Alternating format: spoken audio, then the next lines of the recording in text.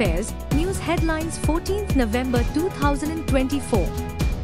National Updates.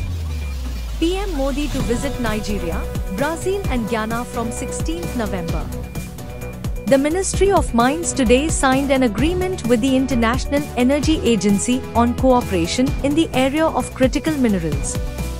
Vice President Jagdeep Dhankar met with Politburo member of the Communist Party of Vietnam and the President of Ho Chi Minh National Academy of Politics Dr. Nguyen Xuyen Thang in New Delhi.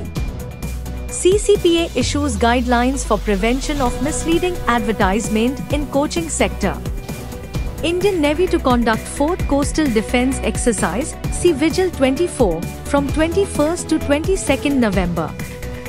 43rd IITF to begin today with theme, Viksit Bharat in 2047. Panchayati Raj Ministry to organize one-day Finance Commission's conclave on devolution to development.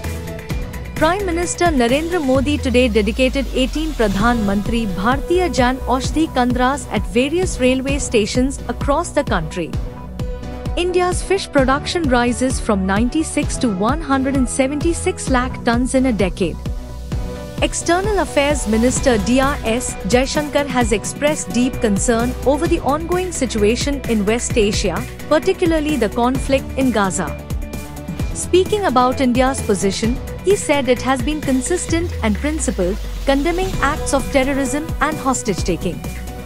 International Updates.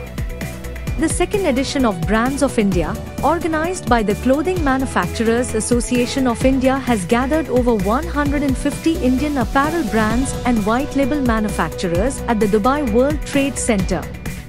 US President-elect Trump appoints Musk, Ramaswamy to lead DOGE. US President-elect Donald Trump establishes Department of Government Efficiency. Sports Updates. PV Sindhu advances to pre-quarterfinals at Kumamoto Masters Japan 2024.